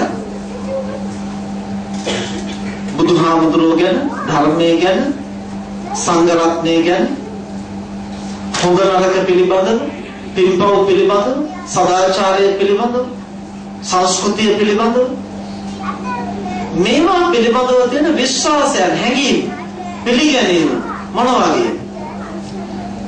ඒවා වෙනස් වුණොත් නඩත්තු කරන එක ලේසි නෑ. පිටත හැම මොහොතකම එතනින් යම් කිසි ගැටුමක් වෙනවා. ඒ නිසා සද්ධාවෙන් සමානද? සද්ධාවෙන් සමාන නම් දෙදිනාට ඔබ පහසුවෙන් පවත්වා ගන්නට පුළුවන්. ඊළඟට සීලෙන් සමානද? සීලය කියලා කියන්නේ හැදිච්ච ගම. පංචශීල රකින්නවද, දසශීල රකින්නවද කියන එක විතරක් නෙමෙයි. හැදියා. ඊටාම සංකර විදිහට හැදිච්ච කෙනෙකුයි, තාම ගැමි පරිසරයේ හැදිච්ච කෙනෙකුයි ආවාහ විවාහ වුණොත් වැඩි කල් ආදෙයි කියලා කියන්නේ. ගමේ හැදිච්ච මනුස්සයා පන්සලට යන් කියනකොට නගරේ හැදිච්ච කෙනා පබ් එකට යන් කියනවා. එතකොට ඉතින් දෙන්නයි වල ඉන්න හදිනවා නේද? එතනම ගැටුමක්. ඒ නිසා හැදිච්ච කෙනෙක් සමාන කෙනෙක් තෝරාගන්න එක ගැටුම් අවබෝධ කරගන්නට හේතුවක් කියලා බුදුහාමුදුරුවෝ දේශනා කළා. ඊළඟට ත්‍යාගය කියලා කියන්නේ කැපවීම. බිරිඳ සැමියා වෙනුවෙන්, සැමියා බිරිඳ වෙනුවෙන්, දෙදෙනාම දරුවන් වෙනුවෙන්, ඔවුනොවුන්ගේ මව්පියන් සහ නැන්දම්ම මාමා වෙනුවෙන් එක වගේ කැපකිරීමක් කරනවා. එහෙම කරන්නේ නැතිනම් එතනම ගැටුම් නිර්මාණය වෙනවා. එතනම අරුබුද නිර්මාණය වෙනවා. ඊට පස්සේ තියෙන්නේ පහු බිඳුව. ඒ නිසා කැපවීම, පරිත්‍යාගය දෙදෙනාම එක වගේ කරන්නට පුළුවන් නම් එතන සමගි සම්පන්නව ජීවත් වෙන්නට පහසු කාරණයක්. ඊළඟ හතරවෙනි කාරණය තමයි ප්‍රඥාව. ප්‍රඥාව කියන්නේ හේතුව ඵලය, කල යුත්ත නොකල යුත්ත, හොඳ නරක, සදාචාරය දුරාචාරය මේවා වෙන් කරගන්නට පුළුවන් හැකියාව. ඒ හැකියාව හරියට තියෙන පමණට තමයි එක තීරණයකට එන්න පුළුවන් වෙන්නේ. නැත්නම් සැමියා යමක් එක විදිහකට අර්ථකථනය කරනවනේ බිරිඳ එක හාත්පසින්ම වෙනස් විදිහකට අර්ථකථනය කරනවා. එතනම ගැටුම් හැලහැප්පිලි නිර්මාණය වෙනවා. ඒ නිසා බුදුරජාණන් වහන්සේ දේශනා කරනවා විවාහයට යම් කිසි කෙනෙක් තෝරා ගන්නවා නම් සද්ධාවෙන්, සීලෙන්, ත්‍යාගයෙන්, ප්‍රඥාවෙන් සමාන කෙනෙක් තෝරා ගන්නට ඕනේ.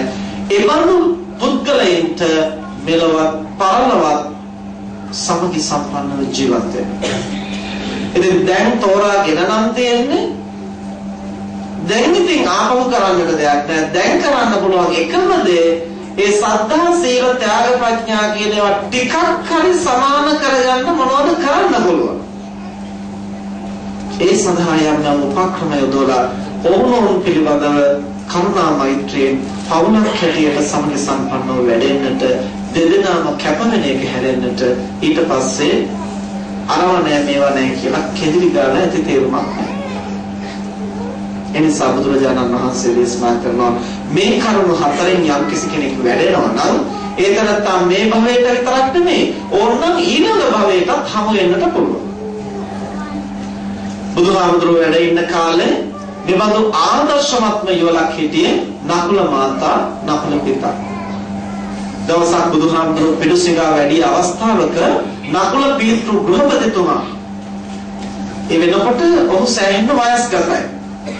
ඇවිදින් බුදුහාමුදුරුවන්ට කියනවා ස්වාමීනි මගේ මේ භාර්යාව මම යම් දවසක බිරිඳක් හැටියට මේ නිවසට කැඳවාගෙන ආවද එදා ඇතිවෙච්ච සෙනෙහස ආදරේ ගෞරවය කවදාවත් මගේ මනස වෙනස් වුණේ නැහැ. අදටත් ඒ විදිහෙම පවතිනවා. පිටුතුන් මේ ඒ ආදර්ශවත් පෞල් ජීවිත ගත කරපුවා මම මුලින්ම සඳහන් කළා අතීතයේ අපේ වැඩිහිටි මව්පියෝ මරණ මොහොත දක්වාම සමගි සම්පන්න වෙනවා. ඔවුන්ට මේ කායික බන්ධනය පිළිබඳව සරාගී හැඟීමක් විතරක් නෙමෙයි. කය වැහැරිලා ගියත් රෝග පීඩා හැදුනත් දත් හැලුනත් කෙස් පැහුනත් හවරලි වැටුනත් කොන්ද කුදු ගැහුනත් මල මූත්‍ර ගොඩේ läග්ගත් ඒ ආදරේ සෙනෙහස අඩු වෙන්නේ නැහැ. එයි ඒක කයත් එක්ක తాවකාලික බැඳිච්ච මතු පිට රාගයක් නෙවෙයි පින්නතුනේ. ඒක ආදරේ සෙනෙහස කියන ඇතුළතින් මාපු අර සද්ධාවෙන් සීලෙන් ත්‍යාගයෙන් ප්‍රඥාවෙන් සමවෙච්ච හැබැයි මානසික බන්ධනය. ඒ මානසික බැඳීම කියන තැන ඇති වුණාන් පස්සේ කය විකෘති වුණා උස්පහත් වුණා කියලා කවදාවත් ඒ සෙනෙහස බෙදෙන්නේ නැහැ. ඒ බඳු සමහර ජීවිත තියෙනවා නැරෙන්නෙත් එකට. ඔය ඉංග්‍රීසි පැත්තේ එක යුවලා වයස්ගත වෙනකන් ඒ අය නාන්න ගියත් ගමන ගියත් එකටම තමයි යන්නේ. දෙන්නත් එකලා අතින් අල්ලගෙන යනවා. දැන් දවසක් ඒ විදිහට ගිහිල්ලා නාලා කියලා ඇවිල්ලා ගෙට ගොඩ වුණා. දෙන්නත් එකලා වාඩි වෙලා හිටියා. ටික වෙලාවකින් බලනකොට මහත්තයා මැරෙනවා. ඊට පස්සේ මහත්තයා මැරුණා කියලා දැනගත්තා විතරයි සුළු වෙලාවක් යනකොට පිළිගත්තා. අන්න මානසික බන්ධනය කියන්නේ. ඒ තරම්ම බැඳිලා. විරහ වේදනාවක් බොහෝ කාලයක් විඳ ඉන්නට ඉඩක් නැහැ. ජීවත් වෙන කාලේ සමගි සම්පන්නව ජීවත් වුණා. නික්ම යනකොට එසේ නික්ම ගියා. එතකොට මේ විදිහට නකුල පීතෘ ගෘහපතිතුමත් ඇවිදින් බුදුහාමුදුරන්ට කියනවා ස්වාමීනි මේ මගේ බිරිඳ නිවසට කැඳවාගෙන ආපු දවසේ ඉඳලා අද වෙනකන් මට කවදාවත් ඒ විචාරයේ සෙනෙහසන් විලන්නේ. හැල හැපි ගැටි මොන තරම් ඇති වෙන්නද පුළුවන්. නමුත් ආදරේ වෙනසක් ඇති වෙනව නැහැ. මට කවදාවත් වෙනින් කෙනෙක් මගේ බිරිඳ වුණා නම් හොඳයි කියලා හිතිලා නැහැ. ඒ නිසා ස්වාමීනි මම කැමති මතු භවයටත් මෑම මගේ බිරිඳ හැටියට ලබන්න. ඊට පස්සේ නකුල මාතා ගෘහපතනියත් ඇවිදින් කියනවා ස්වාමීනි මම මේ නිවසට බිරිඳක් හැටියට ආපු දවසේ ඉඳලා සැමියා හැටියට මොහු තෝරාගත්තු දවසේ ඉඳලා එදා ඉඳලා මට ඇතිවෙච්ච ආදරේ සෙනෙහස කවදාවත් වෙනස් වෙලා නැහැ. මම කවදාවත් සිහිනකින්වත් වෙනත් පුරුෂයෙක් ප්‍රාර්ථනා කළා නැහැ. ඒ නිසා ස්වාමීනි මම කැමති මතු භවයටත් මේ පුරුෂයා ලබන්නට. පස්සේ බුදුහාමුදුරුවෝ ආශිර්වාද කරනවා පරම විශ්වාසිකා ගෘහ ජීවිතය තුළ ඕනෝන්ට අතිශයින් විශ්වාසනීය ජීවත් වෙන දම්පතීන් විවලක් හැටියට ආශිර්වාද කරලා බුදුහාමුදුරුවෝ දේශනා කරනවා ගෘහපතිවරුනි ඔබට මෙලවත් පරලොවත් ඕනෝන් හමු වෙන්නට ඕන නම් සද්ධාවෙන් සීලෙන් ත්‍යාගයෙන් ප්‍රඥාවෙන් කියන කරුණු හතරෙන් සමානව මනස පවත්වන්න. එවිට දිව්‍ය තිතෙක් ඕනෝන්ට ප්‍රේමනාප වෙන්නට පුළුවන්. මිය පරලෝ ගිහිලා ඊළඟ භවෙත් ඔබට එකතු වෙන්න පුළුවන්. මේ වයදා විතරක් නෙවෙයි පිටුතුනේ අදටත් අපේ සමාජයේ මට මේ වෙනකොට කීප දෙනෙක් මුණ ගැහිලා තියෙනවා. මැදිවිය ඉක්මවපු දෙදෙනෙක් මට මුණ ගැහිලා තියෙනවා. එක්කෙනෙක් පුරුෂයෙක් එක්කෙනෙක් කාන්තාවක්. ඒ කාන්තාවේ අම්මා තමන්ගේ ස්වාමියා මිය ගිහින් ඇය මගෙන් ඇහුවේ හාමුදුරුවනේ මට බැරිද මගේ ස්වාමියා ඊළඟ භවයේ මගේ සැමියා හැටියට ලබන්න. ඒක වරදක්ද? ඇය ඇහුවේ එහෙමයි. එතකොට අර පුරුෂයා මැදිවියේ පුරුෂයෙක් ඔහුගේ බිරිඳ හදිසියෙ මිය ගියා. ඔහු මගෙන් ඇවිදින් ඉල්ලා හිටියේ හාමුදුරනේ මට බිරිඳ අමතක කරන්න බෑ. නිතර සිහි වෙනවා හාමුදුරනේ ඊළඟ භවයේ අපි මුණ ගැහෙන්න ප්‍රාර්ථනා කරන එක හොඳ නැද්ද? ඒ දෙදෙනාටම මම පැහැදිලි කරලා දුන්නේ ඒක කිසි වරදක් නෑ. නිවන් දකින තෙක් යන්නේ අපි ලෙහන්නට තමයි.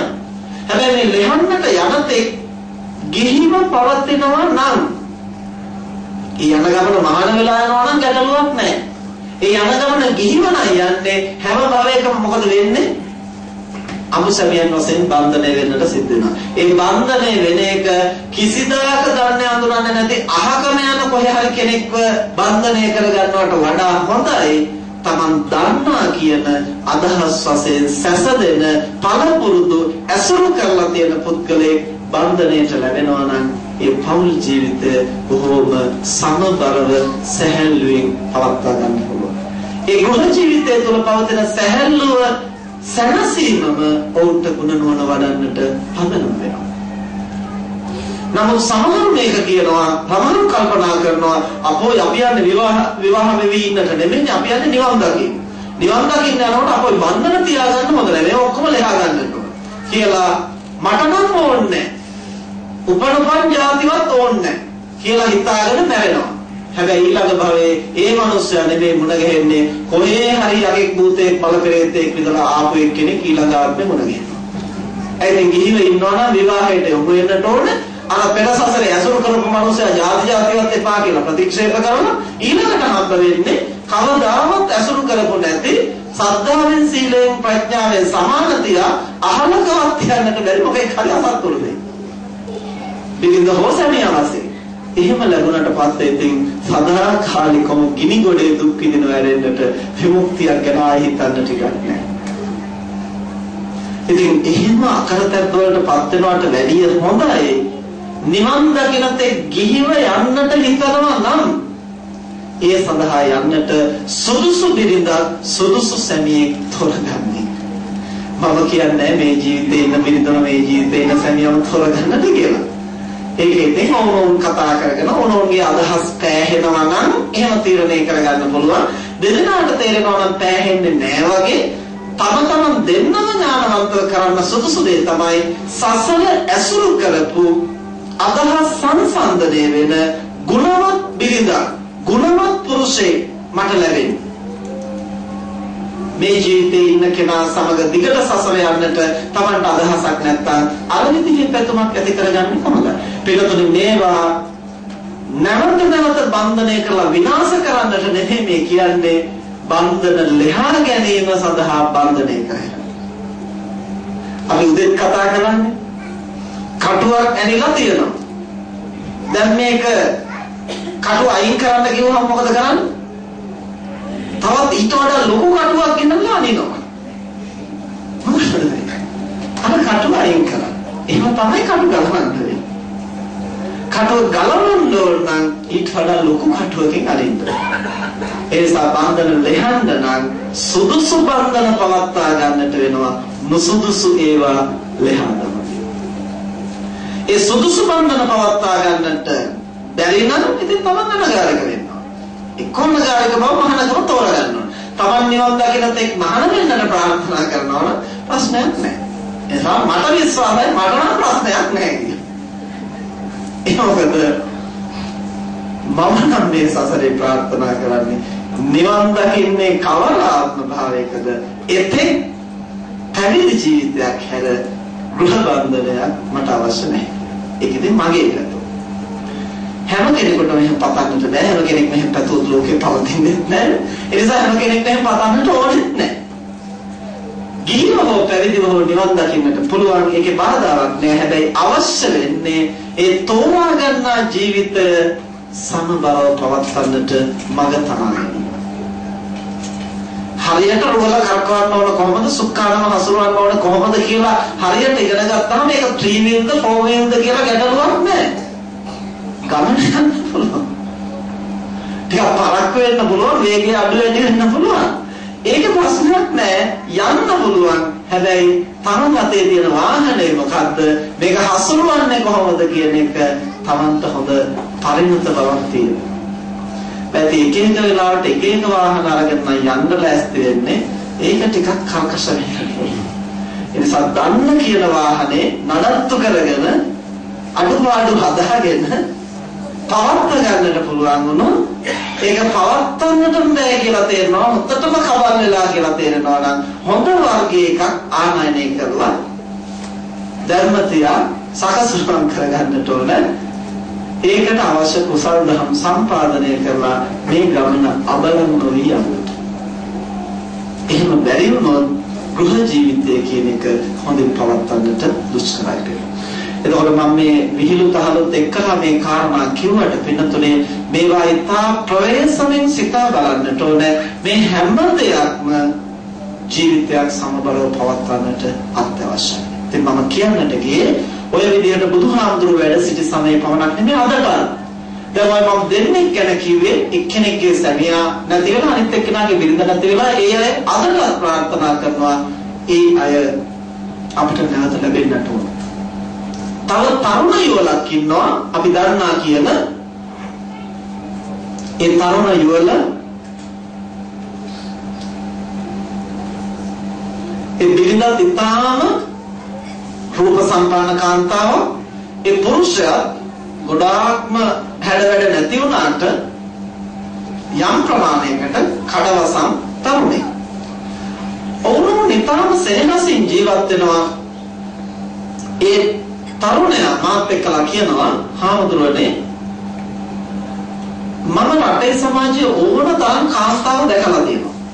අපේ නෝනාට වඩා ගොඩාක් ලස්සනයි මම දැකලා තියෙනවා. ඒ දකින්න වෙලාවට ලස්සනයි හොඳයි කියලා හිතනවා. හැබැයි මට කවදාකවත් හිතෙලා නැහැ මගේ නෝනාට වැඩිය හොඳයි කියලා නම් මට හිතෙලා නැහැ. ඒක මොන හේතුවක් නිසාද දන්නේ හාමුදුරුවනේ, මට එහෙම හිතෙන්නේ නැහැ කියලා ඔහු කියනවා. ඊට වඩා රූප සම්පන්න කාන්තාව දැකලා තියෙනවා, ඊට වඩා දක්ෂය දැකලා තියෙනවා, හොඳයි කියලා හිතනවා. හැබැයි මගේ නෝනාට වැඩිය හොඳයි, මට එහෙම කෙනෙක් ලැබුණා නම් හොඳයි කියලා නම් මට කවදාවත් හිතෙලා නැහැ කියලා ඒ තරුණයා කියනවා. ඒ බිරිඳත් කියනවා මගේ මහත්තයාට වඩා ගොඩාක් ලස්සනයි මම දැකලා තියෙනවා, හැකියාවක් තියනවා දැකලා තියෙනවා. හැබැයි කවදාවත් මට ඒ වගේ කෙනෙක් ලැබුණා නම් හොඳයි කියලාවත්, මගේ මහත්තයාට වැඩිය හොඳයි කියලාවත් මට හිතෙලා නැහැ. දැන් මේ මොනවද? මේ සාංශාරික ගුරු පුරුදු. මෙන්න මේකයි අර සසරේ ප්‍රාර්ථනා කරගෙන සුදුසු චරිත තෝරාගෙන එකට යන එකේ තියෙන වාසනාව. මේක මේ ගැට ගහගෙන විනාශ වෙන්නට යන්නට කියන එක නෙමෙයි. අර නිකන් නොදන්නා කොහේ හරි යන කෙනෙක්ව බන්ධනය කරගෙන දුක් විඳිනවට වඩා මේ විදිහෙන් යන්නට පුළුවන් නම් තාම සමබරව ඔවුන්ට ගුණනුවණ වඩවාගෙන ඉක්මනින් විමුක්තිය වෙත පැමිණෙන්නට පුළුවන්. එනිසා බුදුරජාණන් වහන්සේ දේශනා කරන්නේ සද්ධාවෙන්, සීලෙන්, ත්‍යාගයෙන්, ප්‍රඥාවෙන් සමව විවාහ සංස්ථාව පවත්වන්නට උත්සාහවත් වෙනවා නම් එයාට මේ ජීවිතේ වගේම මතු භවයේ උන්වන්ට මුණ ගැහෙන්න පුළුවන්, ප්‍රියමනාපව පවතින්නට පුළුවන්. ඒ මානසික සමබරතාවය නිසා ඔවුන්ට ගිහි සැප විඳින්නට පුළුවන්. ඒ ගිහි සැපය තුළ තෘප්තිමත් වෙනකොට ඒ ප්‍රකෘතිමත් බව තුළින් ඔවුන්ට විමුක්තිය සඳහා මඟ තනා ගන්නට පුළුවන්. දැන් මම මෙතෙක් වෙලා පැහැදිලි කළේ විවාහ සංස්ථාවක් කියන්නේ මොකක්ද? එතන සමගි සම්පන්න බව සඳහා මොන කරුණු පිළිබඳවද අපි අවධානය යොමු කළ යුත්තේ කියලා. ඉතින් ඔය සඳහා බාධා වෙන බොහෝ කාරණා තියෙනවා. අපි ඊළඟ ධර්ම දේශනාවකදී ඒවා පිළිබඳව කතා කරමු.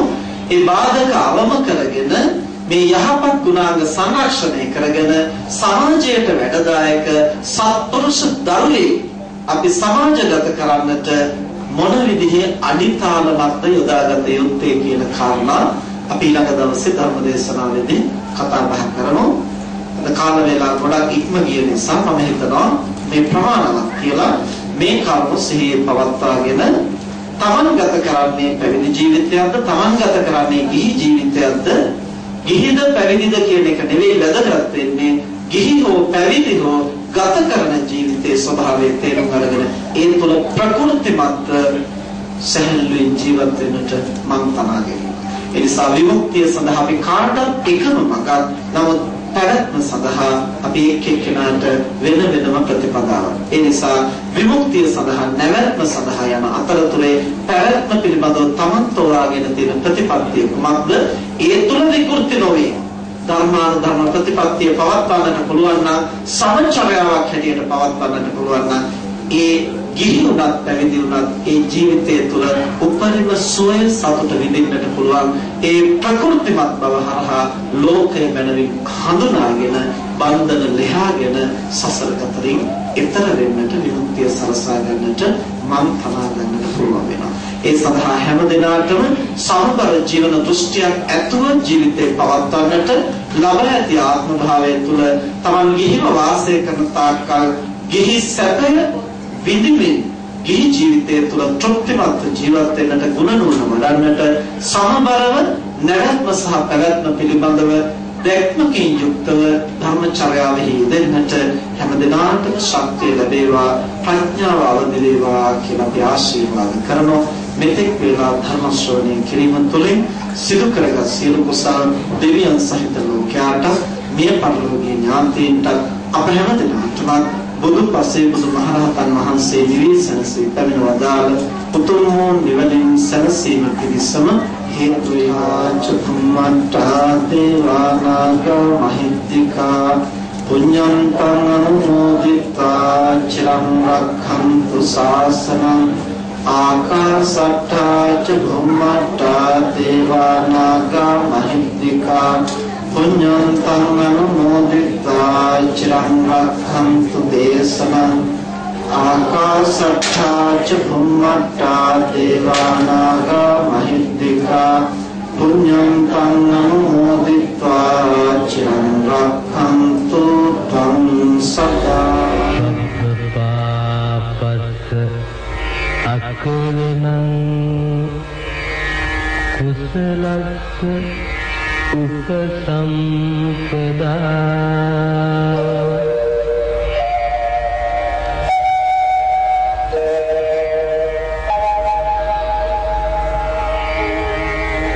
සච්චිත්ත පරියෝදපනං